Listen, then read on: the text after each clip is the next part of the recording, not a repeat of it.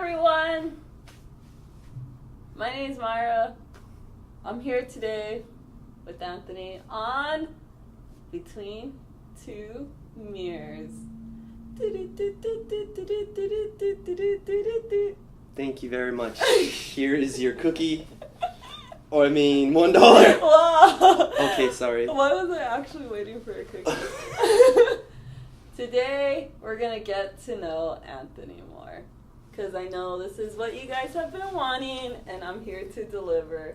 Well, surely, okay, now it's cutscene. Okay, go ahead. And we're back. So, when's your birthday? We'll start off with the simple stuff. April 18, 1987. Your birthday's coming up. Correct. You're an Aries. This is correct. Oh, my arm cracked. Did you hear it? That's the cut. Yeah. So, describe yourself in 3 words. Those are very staged. Okay, try it again. I want you to just be yourself. I'm trying to control my image, huh? Yeah. Okay, let's go. Okay, we can do it again. 3 words to describe myself? It's the real cut, you guys. 3 words. Unfiltered. Unfiltered? Mm-hmm. Weird, nice, and sometimes funny. For reals. I like those. Okay, thank you. Why are you weird? Why are you weird? Weird because, to me, normal is something where the majority stands. I mean, and I still hold on to whether it's looks or maybe a thought process that may be outside of the box. I'm still open to heading in that direction and or expressing that. So proper. Let's say. Proper should be the word. Yeah. Alright, what's up, what's next? Okay. I want you to go more with weird, though. What else makes you weird? What makes you weird, not what the definition of weird is to you? I can't help but go back to the universal. The only thing that makes me weird truly is just everything I've been through up until this point. Unique experiences which have led me to have an open mind to certain things that, again, the majority may or may not spend their time thinking on or worrying about.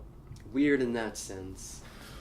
But there's a lot of hypocrisy in this statement also. I mean, I would think outside the box, but not all the time do my actions express that. Yeah, well, so we can't always be thinking outside the box. I mean, I am an old man.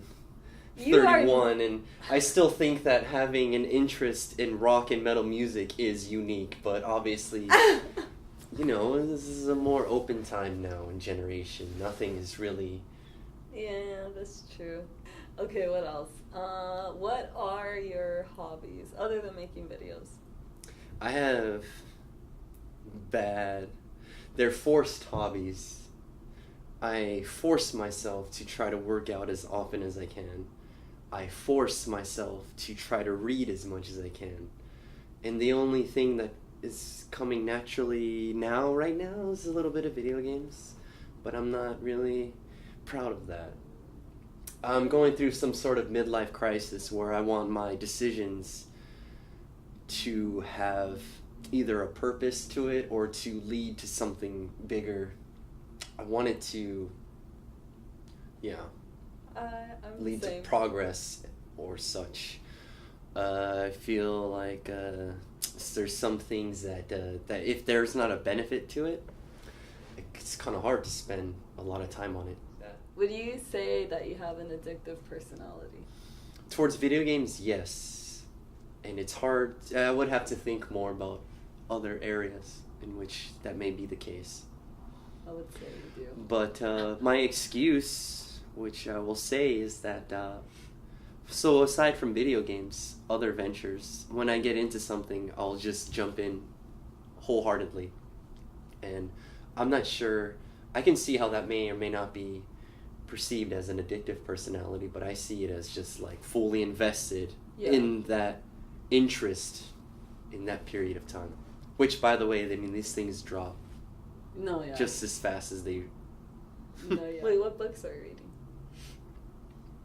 Right now, there's a book about God. It's not the Bible. I was about to say that. Is it the Holy Bible? I like to read... Man, they fall under the self-help category, but stuff like that. Stuff that I can apply to my daily life. Yeah. To make me either cope with things better, like in a less non-aggressive way, just to be more level-headed with a lot of things, because emotions and moods can really pull a person far away from who they really are. It's hard to be consistent when life comes at you in certain ways. I agree. Seeking tools and knowledge that is applicable. Have you answered this question? Why are you making videos? These? Yeah. Whew. Why am I making these videos? Yeah. What made you want to start? I would love to answer this one. I believe that there are a lot of people these days. I think everyone is capable of having thoughts on deep topics and just having really strong emotions about things. And I know for sure now, which in the past I used to think that people like me were the only ones that had gone through some really bad stuff. And this quote-unquote normal thing, like I've had deep conversations with people that were quote-unquote normal or looked successful or happy on the outside. Nearly 99% of the people I met have gone through something very bad or very traumatic. And, you know, it's... I want to personally discuss those matters with individuals because I believe that those types of discussions are more meaningful, at least to me, than surface level things. Yeah. My personality, I just gravitate towards discussing other things. Yeah. Deeper matters. So this channel is... So, okay, I'll take it a step back. I'll tell you a story. So right before I made this channel, I was actually engaging in text conversations. And there was a core group of around maybe 4 or 5 people. I'm talking about 4 to 6 hours in a row. Conversations, like, and one of the longest conversations I had was like maybe up to a month of consistent just pouring out your life story and that person telling theirs and sharing beliefs, and it was such a good feeling. It was like connecting with people and talking about real stuff that mattered. So it was a good feeling. I enjoyed the feeling from that. And, you know, once that group, those conversations had naturally just ended, yeah, I was like, not so much a high, but I enjoyed it so much that I wanted to seek to continue that. And this channel is an opportunity to further that. So it gives me a whole new crowd. And well, the reason I make my videos the way that I do, like just by myself talking about real stuff, I mean, I would love to eventually, either make a podcast or have these conversations on camera, but my first intention was to actually see how much I could share first. Like, hey, I can't ask a person to tell me some personal stuff unless I get into it first. So these are still the beginnings of my channel, and what I'm trying to do is I want to take the first step before I ask anyone else to. So that's the phase that I'm in right now with these solo vids, but surely it's on my mind to get guests. I like that. That's the end goal, for sure. Where do you see yourself in a year?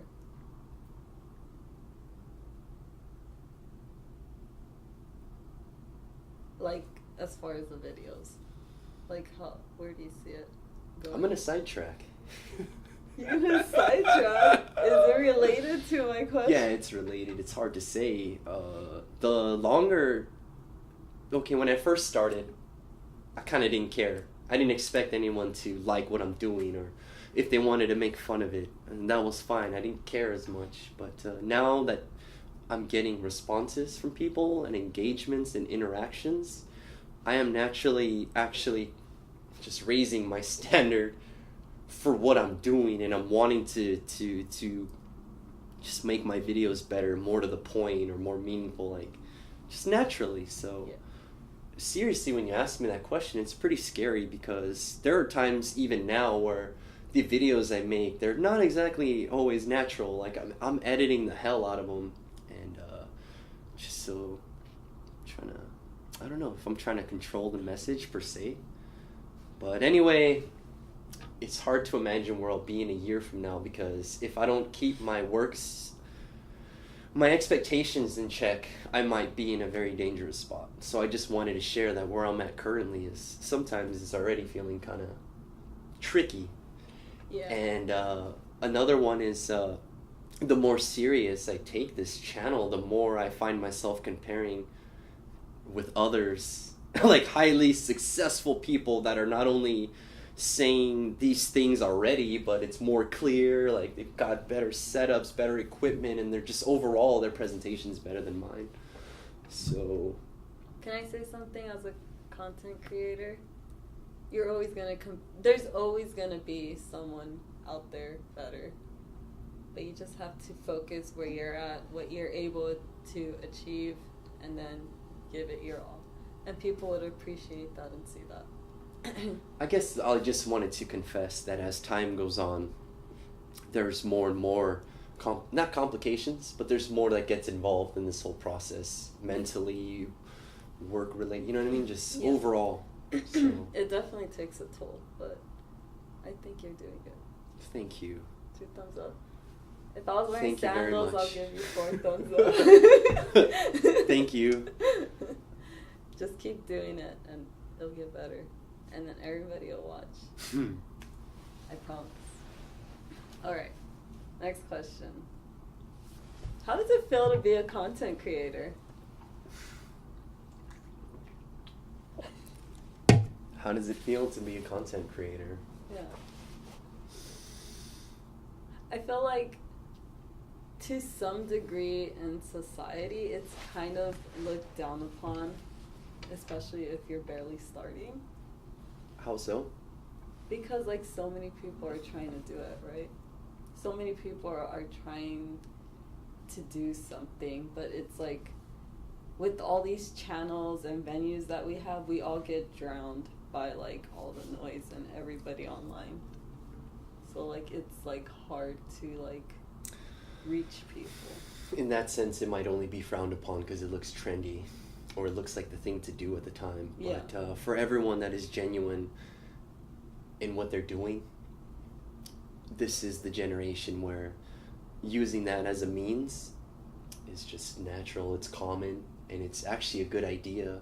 Oh, no, what's it like to be a content creator? The only complication that I have faced is literally when it's concerning people that know me and people that I come across in real life, because it's easier to say something highly personal to someone that you may not ever see.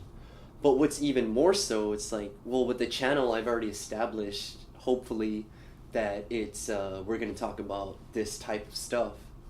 So when you go back to people that in my real life, you know, it's like they didn't ask. Some people didn't ask to hear that side of me, or they don't know that side of me, or, you know, it might be a little bit of a shock to them. They're like, oh crap, I didn't know that, you know.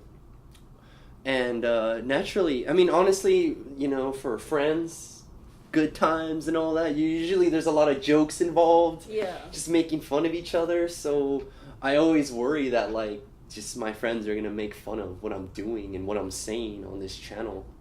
That's a fear. I feel like that's a common fear for any content creator. Yeah. Because if I were to tell my work that I model, they'll probably be like, wait, what? Yep.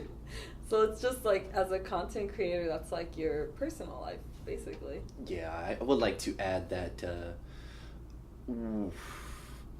concerning the workplace, there's a lot of people, and it's just you never know who saw your stuff. And I'm not saying that at my workplace a lot of people know about it, but it's kind of funny when you're walking through, passing by all these people, and like, you know, if like, let's just say I talked about death or suicide, you know what I mean, like that if there's someone there that I haven't met yet, and that might be their first impression of me, because little things like that, I'm like, well, I hope they know that I'm You know, there's more to me than just that. Yeah. Than wanting to talk about dark stuff or like bad things. Just things like that. So what's it like to be a content creator? Simply put, it's a little awkward at times when you imagine what people are thinking about it. People that you interact with. Yeah. And the rest, I don't worry so as much. But that doesn't mean I care a lot about what they think. Yeah. So it's two different things. Just need it. That makes sense.